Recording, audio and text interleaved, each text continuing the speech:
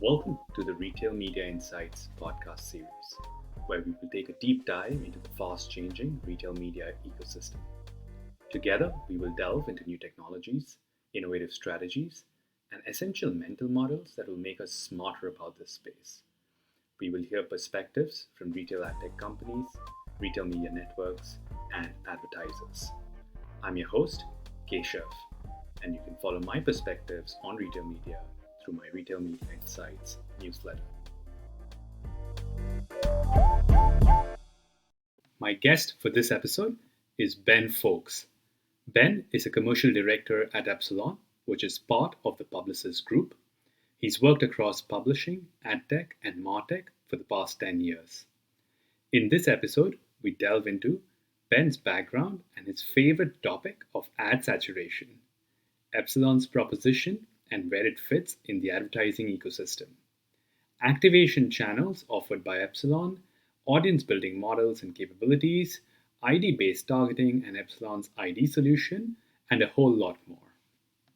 Hi, Ben. Good morning. Welcome to the podcast. Hello there. Yes, really excited to be here as well. Ben, I was looking at your LinkedIn just before starting this podcast, and I saw you have your educational background in marketing, and since then, the last 12 years, you've been focused in the area of marketing as well in your professional career, which is very rare.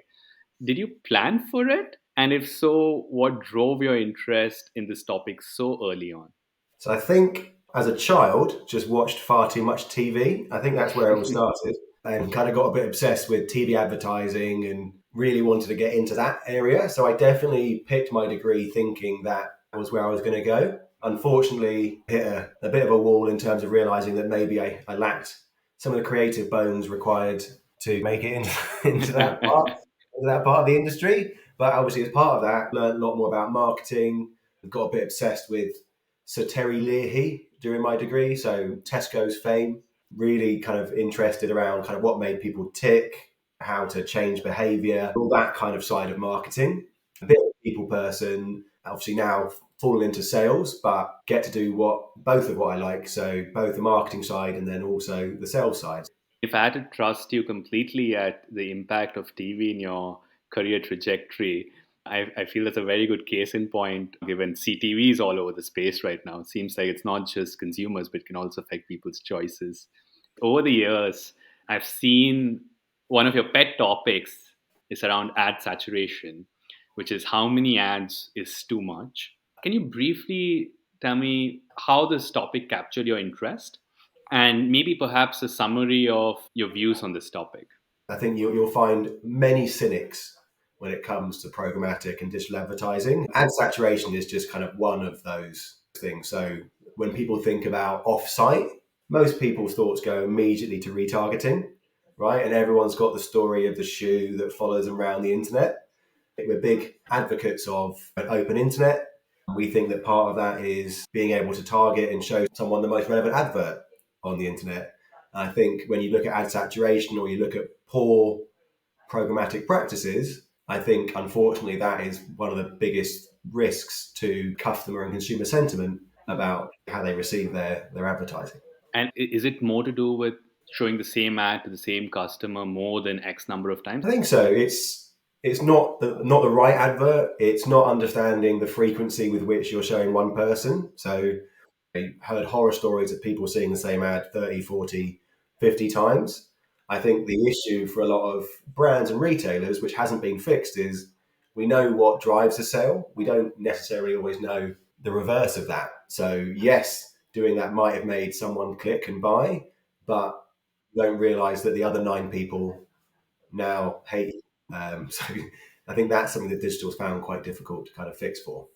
And is there a stat you've come across which is like the optimal number of times or the minimum number of times an ad should be shown to a customer? Because it does take a few times for a customer to see an ad for it to register in their minds.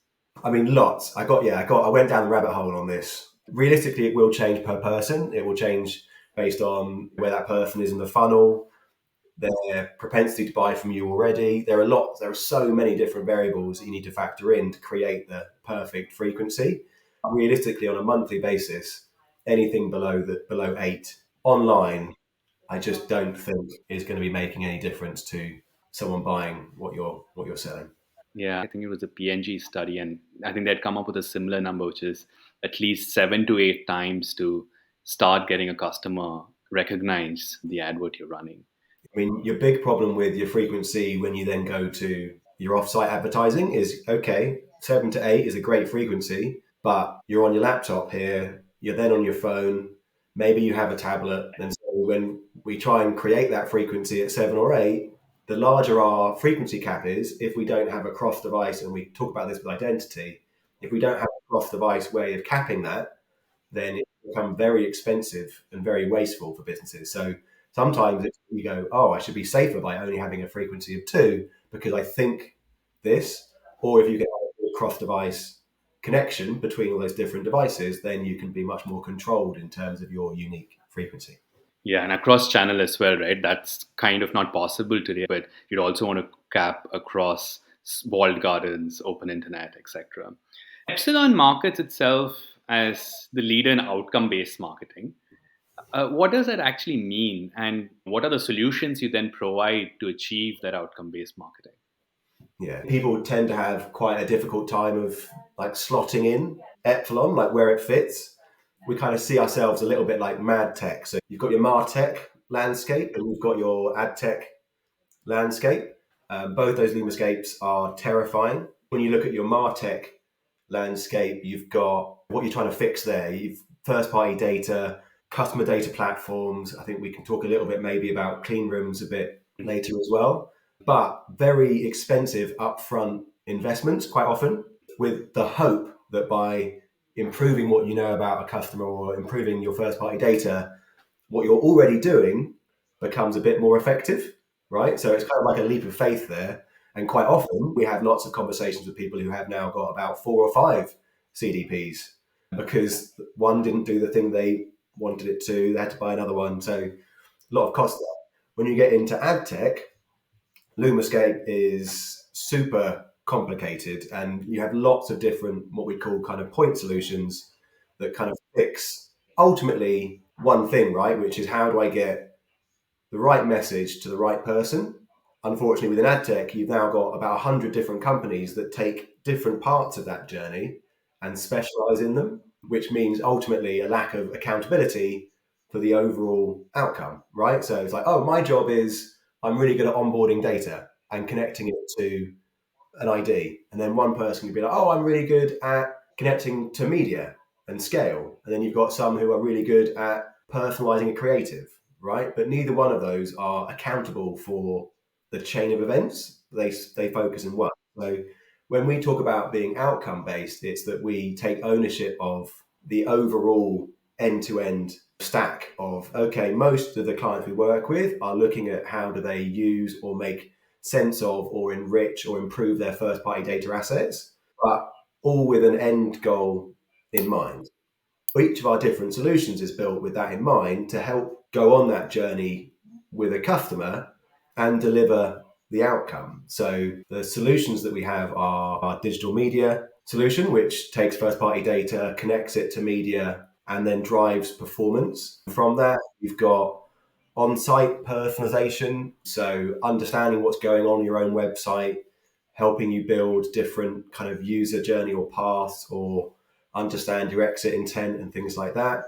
Programmatic email, loyalty solutions, so helping people on board, loyalty stack, and then obviously when we come into retail media, our on-site ad server capability, sponsored product, and our clean room technologies as well. So there's a whole heap of different solutions, but each one of them is unique in that it takes on that end-to-end responsibility. Got it. Okay. Just thinking through on the other side, as someone looking into your solution, would a starting point be that they don't have the data together in the first place? I mean, there are multiple sources, especially in e-commerce with the volume of data. If they don't have a customer data platform, is that a module that you would then offer to help them actually get all the data in the first place? So that is a solution that we have currently live in the US, and that is being rolled out next year in Europe. So that's kind of, yeah, for a lot of businesses. So big client of ours in the US is Kellogg's. as an example. So, great example there of a CPG business who doesn't have a lot of access to first party data, where for them as a client, it was very much about, making sense of as much of their first party data as they could, but extending that and building on that with kind of the third party data kind of assets and sources that we have to help them enrich and get a better understanding of their audience for their own kind of marketing purposes. Got it. What kind of activation channels then you offer to your clients? We're quite unique in the sense that we have our own end-to-end digital product, which connects itself to open web. So various different publishers, multiple different exchange networks. We have our own direct publisher network that we've built out with our proprietary header bidding technology, connected TV through Roku's Rakuten. Then going further than that, we're also building out our universal connectors. So you don't have to just run through our own platform, being able to kind of connect that into, you might want to match through Google and push audiences via YouTube, or potentially you want to run through social. Therefore, someone like a live ramp would be good to connect through. Then if you kind of your broadcaster technologies, it could be that InfoSum is a great connector to get you into ITV. Essentially, it starts by having a very robust anchor ID. We have our primary way of delivering, which is through our end-to-end tool, but then we've also got a multitude of other kind of universal connectors, where if you want to connect that into other kind of ID-based channels, that's available to you as well. Okay, very interesting. So basically, where you have your ID being used, which is equivalent of if I could shorten it to say you have a DSP in the open internet where your IDs can get used. You also have some of your CTV partnerships where your IDs can be used. And where your IDs are not being used, you've built a connector to go into those channels. So, for example, social and LiveRamp or ITV and InfoSum. But then you provide all of these channels from a single touch point for a marketeer. Exactly, which is when we're getting to it, especially for retail media, you're starting to build that holy grail customer journey where you're able to push to as many different channels where your audience might be, but also, most importantly, from one place so that you can understand that journey much better and it stops being as fragmented. So I think CTV is very exciting, but from a marketer point of view, it's also just one more fragmented channel that you've got to try and understand and connect into your kind of customer journey. Got it. Very interesting. And in that part of activation, is it more that the marketer just chooses the audience they want? So, for example, if I'm thinking as offsite media, typically a brand might want to come in and say, I want to target someone who's bought soft drinks in the last 12 weeks. Is that the kind of targeting you provide? And you've also got on top a lot of intelligent algorithms that are determining what's the best target audience for this brand given the objective?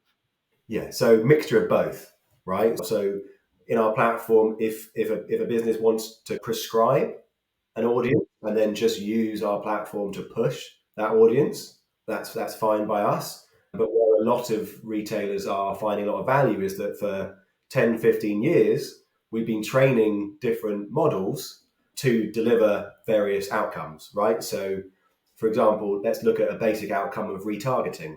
Traditionally, retargeting was very much models were trained to drive a click, which is where you might see a lot of bad advertising practices because models then optimize to things that might annoy a user. It might get you a click, but it might annoy a user.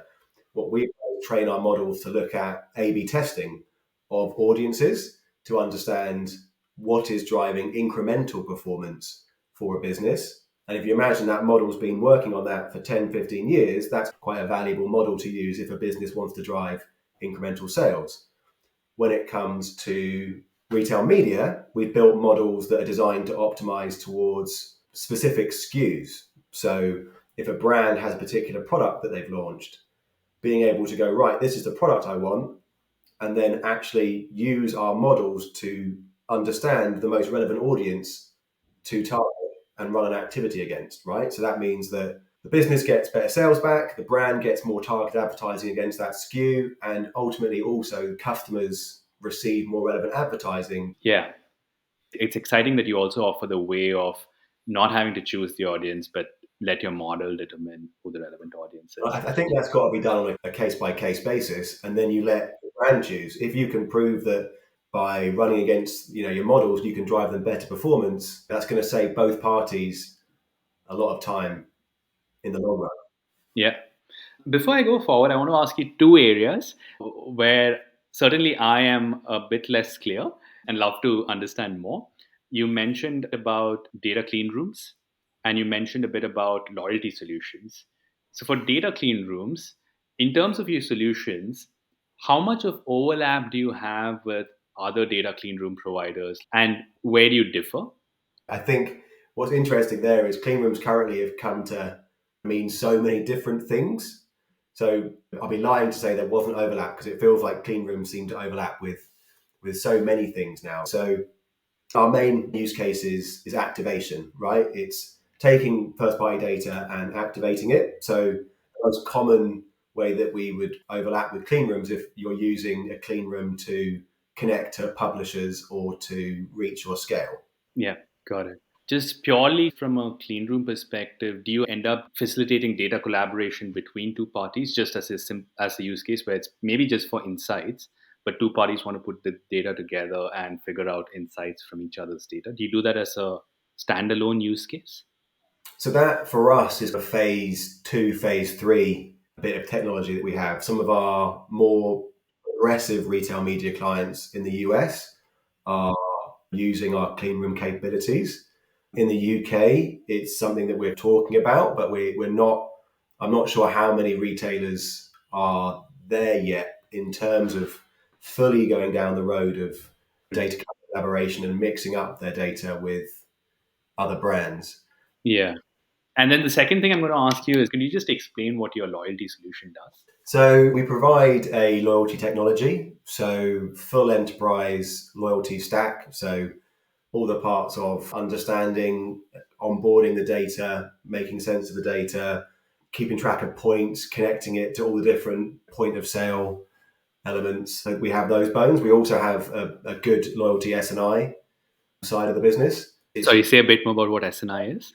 strategy and insight. So it's an area where we've not necessarily connected the loyalty and the retail media parts of our business properly yet, but I think it's an area for retail media that's super exciting in terms of kind of connecting and funding and pushing retail media. Loyalty is going to become much more important.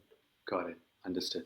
Okay, so you basically have the data capture, all pieces of data you need to understand loyalty about your customers, and then separately you have strategy and insights that thinks about what do we do with that data to actually have more loyal customers. Exactly. Understood. Okay. Epsilon has, of course, gone on the route of developing your own identity solution. I think it's called Core ID. In very, very basic terms, can you explain what an identity solution is? Well, I mean, how long is the podcast? 60 minutes. Definitely talk about this for quite a long time. Identity means different things to whoever you talk to. Like if you go into a retailer and you're talking to someone in the CRM team versus talking to someone in the e-commerce team, each of those different teams will have a different definition for identity. So I think how we look at identity is combining all those different interpretations. So potentially, if I got a customer ID somewhere in my business, have I got in my CRM team, I might have all the different email addresses that I'm sending out all my content to. When someone comes to the website, I might give them a guest ID. Then when you move out into digital, you've got all your cookie IDs, device IDs, and a lot of people now are using hashed email in the open web as well, or IP addresses. So for us, when we talk about identity, it's how do you collapse as many of those different points into one consolidated place? And then how do we make that usable for what we want to do, which is then connecting that to publishers or kind of media or reach? And this solves partly what you were mentioning before. You mentioned at the start of the show, like doing frequency capping is difficult because you end up having multiple devices and those have different device IDs, cookie IDs, etc. But by having a unique identifier that treats two different device IDs owned by the same person as one, I'm guessing that it solves that issue. Yeah, spot on. So collapses as many of those different touch points. So whether that's someone's mobile device and their kind of different laptop device, each of those will have in digital different touch points. So being able to connect those different touch points to one stable identifier is a huge, huge win. And then connecting stable ID back to your offline data then gets quite exciting.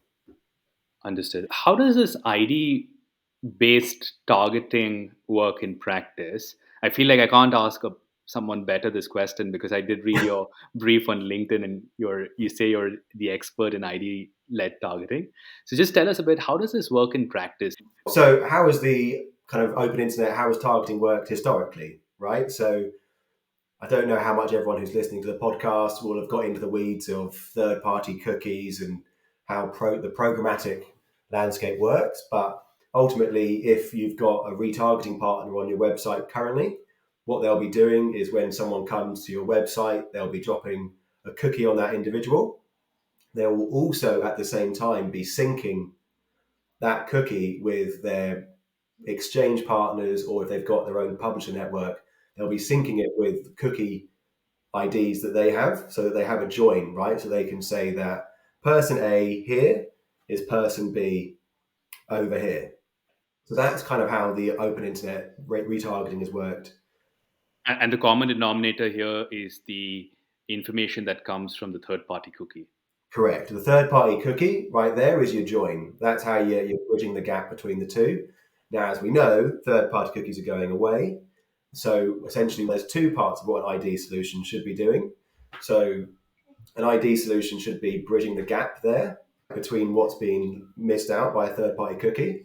But realistically, if you're asking what an Epsilon ID based solution will be doing, is that ID solution is connected to a retailer's customer data. So when that person arrives on the website, what I'm doing is I'm being able to make a decision based on much more information about that particular person than just what's just happened on the website. So again, when we talk about how retargeting works, the advert that you're going to see on the website historically is going to be very reactive to the action that you've just done on the website, because all the information I have about you and what I know about what you're interested in is very short term. When you bring in a proper identity solution that can connect to first party data, it opens up a wealth of different opportunities of what you want to do. So it might be that as a business, you're going, I need to acquire more customers. Immediately, then, if I know that that person who's landed on the website is a VIP or a repeat customer, when it comes to that person going to a different website, I make the decision not to show you an advert. So I think a lot of people talk about ID in terms of targeting, but what we find is actually it's very effective and it should be used much more often for being able to more accurately exclude audiences from how you target as well. Got it. The one thing about ID solutions is there are also a few ID solutions in the market, right? You mentioned LiveRamp and their ID. Trade Desk has their ID. I recently read a report on Ads Exchanger which actually said there are more than 25 IDs. So, given that landscape, two questions. One, when you help your clients activate solutions in the open web, given your ID may not have cover 100% of the audience, how do you figure out the remaining percent that's not in your ID? And second, how do you think these multiple ID solutions will coexist in the future? So it's going to come very much down to the needs of the businesses. I think every ID's got its own kind of quirk and its own slight benefit. So whether that's which channels or which kind of media it gives you access to, or its connection to your first party data. But I do also think that businesses are going to need more than one ultimately to achieve their actions. But your first one is just how accurate that ID is, right? Slightly different. Given there are multiple ID solutions, not a single ID solution is going to have 100% coverage of the audience. So let's say there are 100 customers that one of your clients feels might be relevant customers, of which you can spot 50 customers in your core ID program. But the other 50 customers are part of another identity program. When you activate a campaign, are you able to activate the other 50 as well, or would you primarily concentrate on those customers that you can capture in your ID program? Currently, it would be within our own space at this moment in time.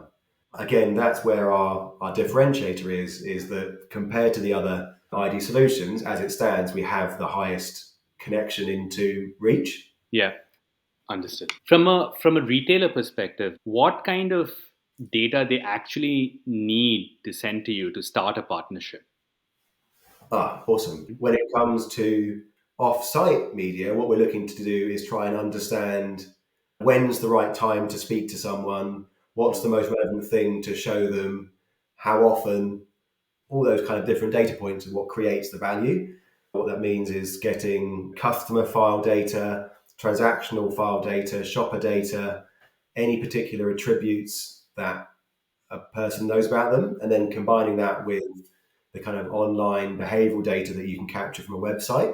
That's the best case, but that might not be possible for all businesses because everyone has their own different privacy concerns. So we start from that and then work backwards depending on what a retailer is able to share. The bare minimum would be just web behavioral data. But as I said, the real value for businesses is being able to understand that pattern of purchase, understanding what someone bought 2 weeks ago and how that might impact what they're likely to buy in a month. So getting more historical data is what's going to drive better performance. Fair. You've been in this area for a long time speaking to retailers. As you discuss these partnerships on the offsite space, the 1P, the first party data monetization space, what are the most common challenges or questions that you've heard back from retailers? It's going to be all about privacy, right? The main concern, as it should be for a retailer, is their customer data being sacred and protected, and that being the center of every decision that they make. Anyone in this space who says that isn't the number one concern, again, is telling porcupines.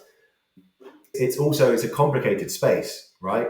You're combining traditional data people with advertising technology, which is very fast moving.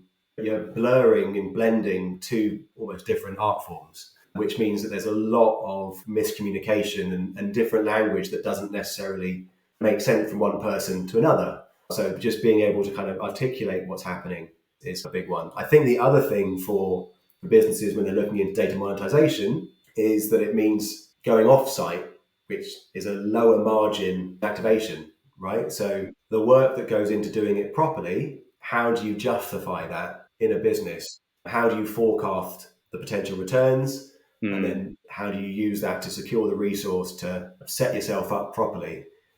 Yeah, I mean, also pretty key for retail media networks in terms of prioritization, right? They need to understand how much value is at stake here.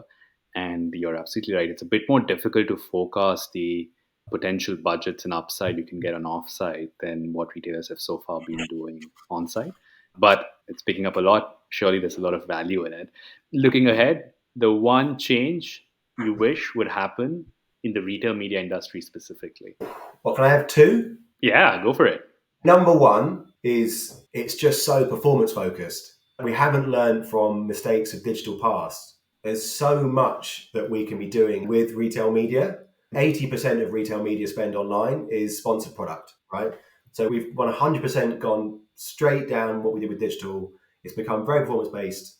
And I think if we look at the opportunities that we have in retail media, where retailers have access to first party data and a view on the same person over a longer period of time, is that lends itself to much more brand-based measurement and methodology. So a lot of money is going into MMM models currently within businesses.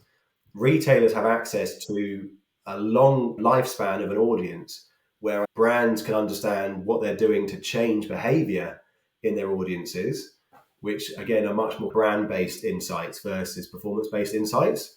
I worry we're going to miss a trick for retailers to really demonstrate the value of their data. And then the second one is learning from the mistakes of publishers as well. So there's definite race here. I think some businesses see retail media as a bit of a cash cow. So how do I monetize as quickly as possible? And that can be putting your data making it readily available, making it open. But as soon as the cat's out of the bag, the cat can't go back in the bag, right?